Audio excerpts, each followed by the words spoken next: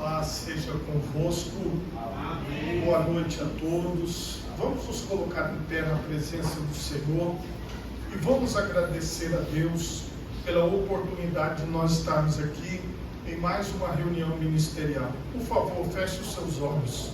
Pai Todo-Poderoso, muito obrigado, Senhor, pela oportunidade de estarmos aqui reunidos como ministério, Senhor, em torno da Tua presença.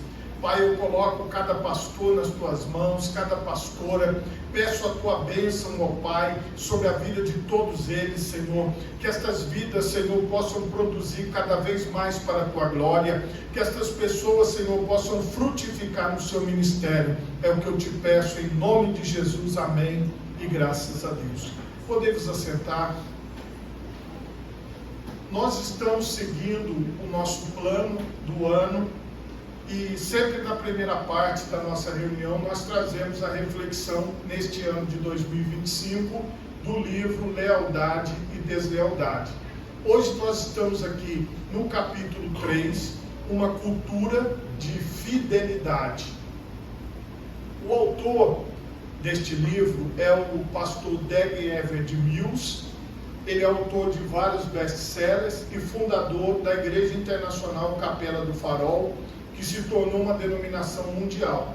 Seus programas de rádio, TV e internet alcançam milhões de pessoas e também organiza conferências para pastores e ministros e lidera o renomado Ministério Bíblico e o Centro de Treinamento Anagcaso. Na outra região que eu estive como superintendente, eu também presenteei os pastores com este livro e já tem muitos anos que eu gosto muito desse livro e sempre estou falando alguma coisa sobre ele para a liderança. Como eu falei no início, o objetivo dessa ministração e desse livro é para que a gente possa tirar algumas coisas boas para aplicarmos com a liderança da igreja local. Lealdade e deslealdade, a capa até que está aí é do anterior, né, que era a Central Gospel, que tinha o direito de fazer a publicação, agora mudou de editora, mas eu já tinha montado, né, por isso que eu estou usando essa capa antiga.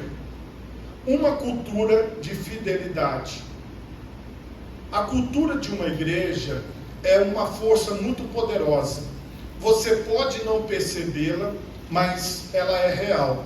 Você precisa desenvolver uma boa cultura de confiança, fidelidade e lealdade. Até no mundo empresarial, a cultura corporativa determina quão bem ela vai andar.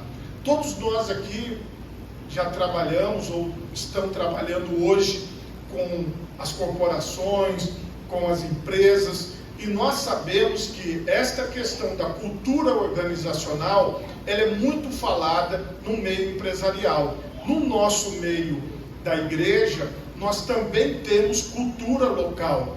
Nós, por exemplo, quando a gente vai na igreja que você está pastoreando, com certeza lá tem uma peculiaridade que não tem aqui na primeira igreja. Por exemplo, se você vai em uma igreja em outro estado, você vai encontrar peculiaridades lá que nós não temos aqui. Vou dar um exemplo para vocês. A nossa quadrangular do Rio de Janeiro, lá no estado do Rio de Janeiro, que eu estive lá em algumas, o maior culto lá é o culto da manhã. Por causa do problema da violência, os cultos da noite são menos frequentados. E o maior culto é o culto de domingo de manhã. E lá, quando você faz as coisas no domingo de manhã, funcionam muito bem. Mas já à noite, os cultos são a frequência bem mais baixa do que pela manhã. Exemplo, né, de cultura de cada local. Uma cultura de fidelidade. Não esqueça essa frase. Ele vai falar aqui no capítulo 3 de 5 chaves para a cultura da lealdade. A ideia do Dag Heward-Mills, do autor, é que nós possamos trabalhar com os irmãos, com as pessoas, a cultura da lealdade. Então ele chama de cultura da lealdade. É algo que os irmãos vão passando de um para o outro e aquilo toma conta da igreja e as pessoas entendem esta visão da cultura da lealdade. A primeira chave, a chave do vento norte. O vento norte afugenta a chuva e a língua fingida, a face irada. Provérbios 25, 23. Sua face é o vento norte. Lógico que aqui eu só trago algumas frases, mas você lendo o livro, você vai ver que ele discorre bastante sobre essa questão do vento norte. Apenas mostre para alguém com o seu rosto que você não está interessado na conversa dessa pessoa. Um dia, uma jovem senhora foi à minha igreja para ver um dos meus pastores assistentes. Ela pensou erroneamente que estava enaltecendo quando disse: como você é acessível. Ela prosseguiu: se não fosse por você, eu teria saído desta igreja. Meu pastor assistente me contou que no momento em que ela fez aquele comentário, ele franziu o rosto. Todavia, a expressão no rosto do pastor assistente foi suficiente para abafar qualquer continuidade de conversação traiçoeira.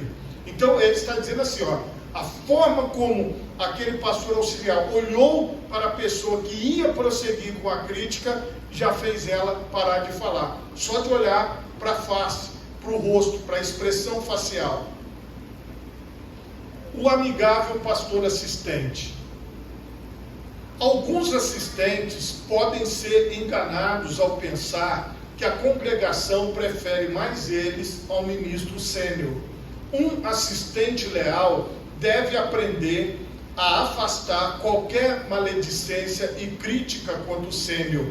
Veja que eles, uma expressão pastor sênior aqui, até o pessoal mais novo aí está usando essa expressão. Para nós, da Igreja do Evangelho Quadrangular, é o pastor titular e os pastores auxiliares.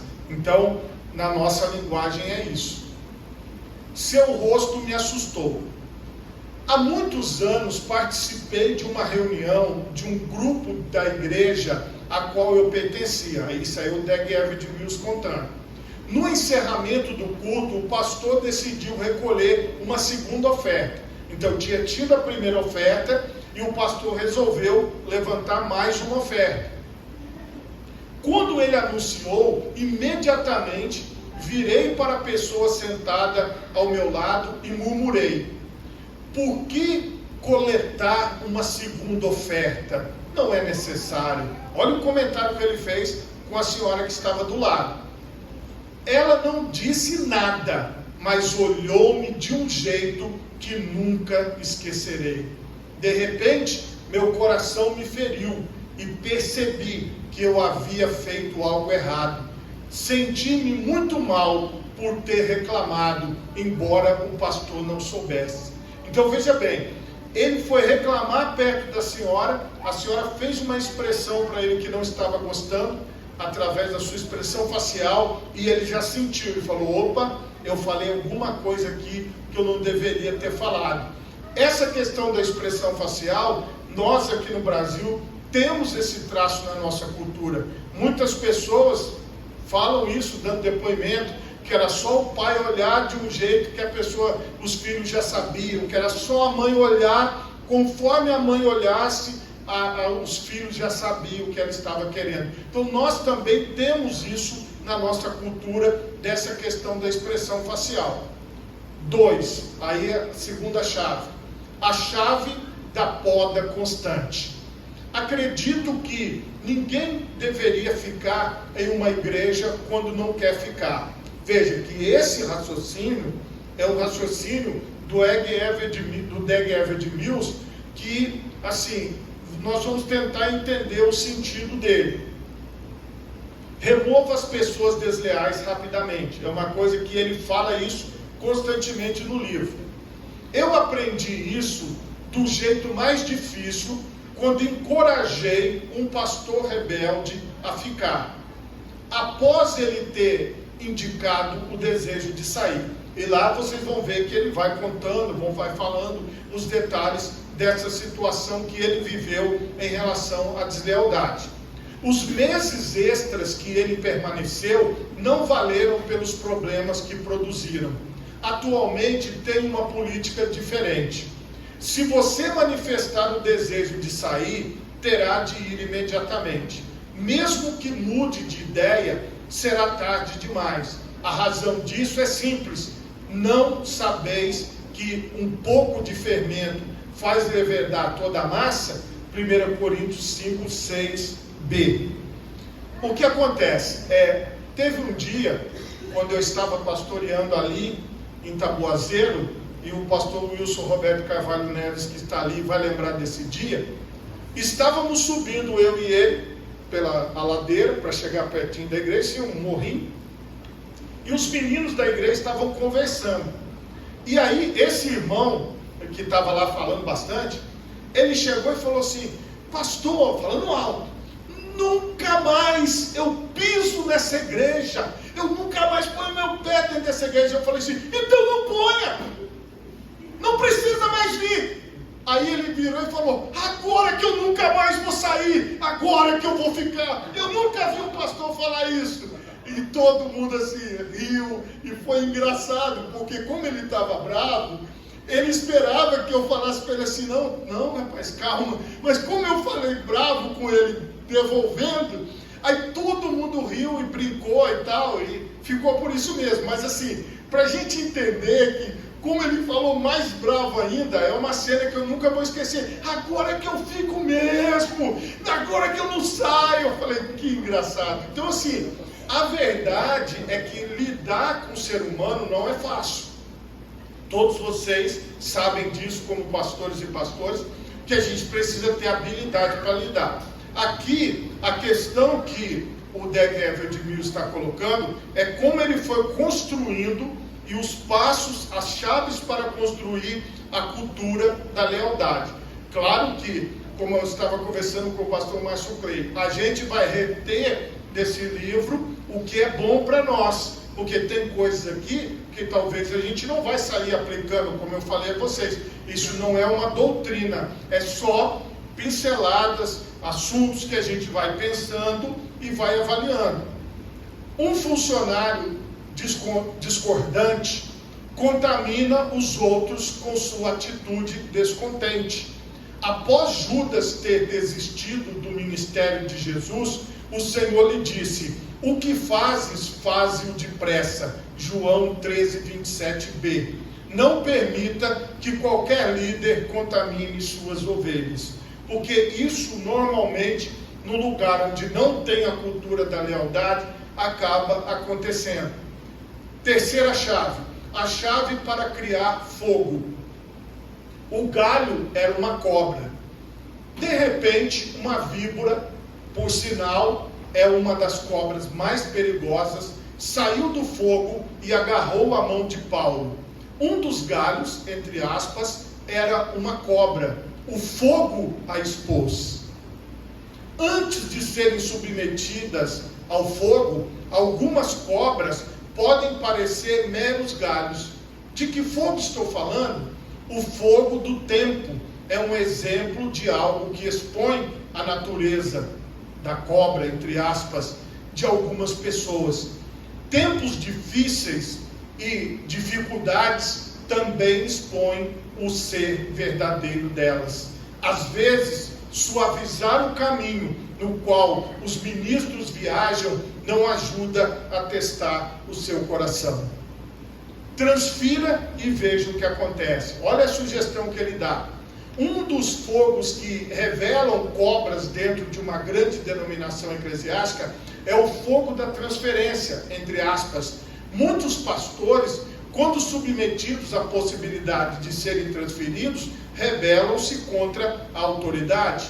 Por que você deveria rebelar-se contra a sua transferência? Você obedeceu ao chamado de Deus sob a condição de que iria morar em uma cidade rica?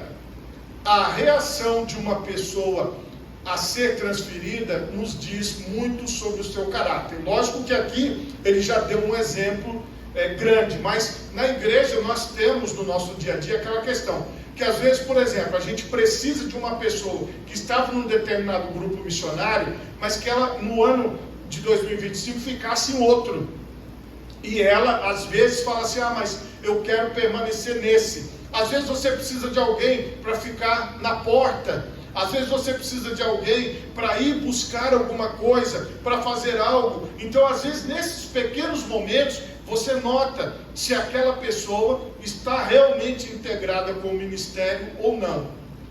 Quarta chave, a chave de trabalhar somente com pessoas dispostas. Essa foi uma que eu peguei para mim. Sério, eu peguei mesmo e eu vivo ela para mim. As outras, algumas coisas eu consigo fazer, outras não, mas essa daqui eu absorvi e trabalho ela.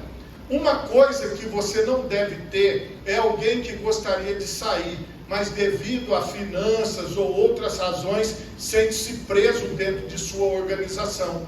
Abra caminho para que saiam pacificamente. Não há nada como trabalhar com alguém disposto e feliz.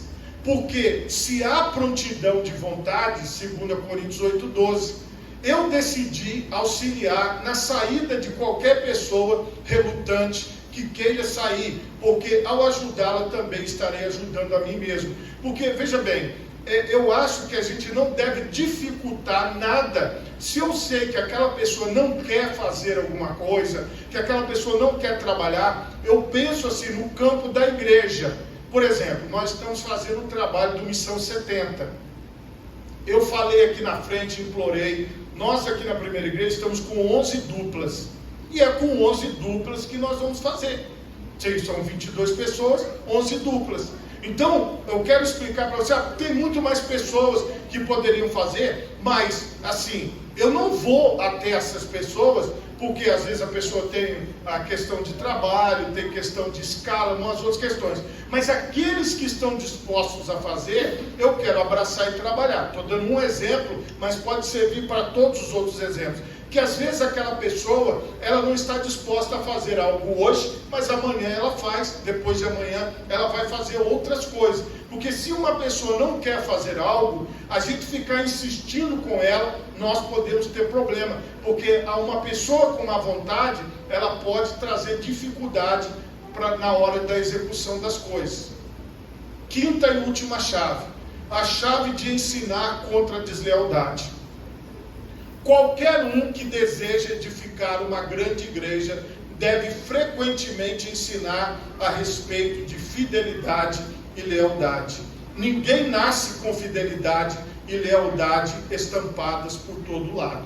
Então, a lealdade é uma boa lição essa. Ela precisa ser ensinada, ela precisa ser feita.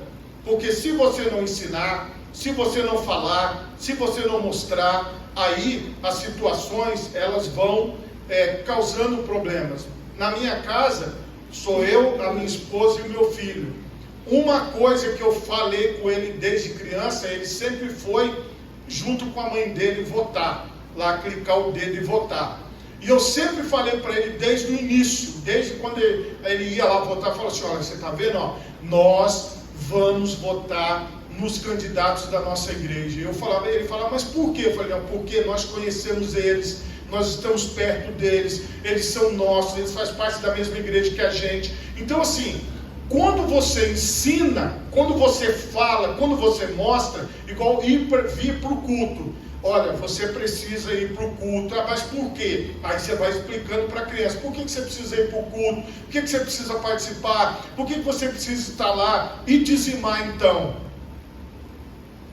Quando você ensina uma criança a dizimar, tudo ela pergunta, mas por que eu tenho que dizimar? Por que eu tenho que ofertar? E aí você vai explicando, olha, por isso, por isso, por isso, por isso. E na igreja é a mesma coisa. Se nós não ensinarmos as pessoas a lealdade, a fidelidade, quem vai ensinar? Talvez uma outra pessoa lá fora vai ensinar uma outra coisa. Então, é a sugestão que o Dag Heward-Mills coloca para a gente, é para nós termos uma cultura de lealdade, mostrar o quanto é importante as pessoas terem lealdade.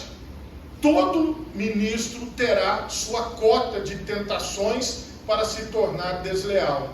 Seus líderes desenvolverão uma cultura de lealdade à medida que você constantemente ensinar sobre ela. Então nós ensinamos sobre lealdade, Criamos uma cultura de lealdade e vamos criar uma cultura firme, uma estrutura firme, e vamos poder estar diante do Senhor, apresentando o nosso resultado, que é aquele que for fiel até o fim. É a palavra de Deus. Então, se nós fomos colocados aqui, é para que nós possamos desenvolver isso. Por favor, feche os seus olhos, coloque as duas mãos na altura do seu coração e oremos a Deus.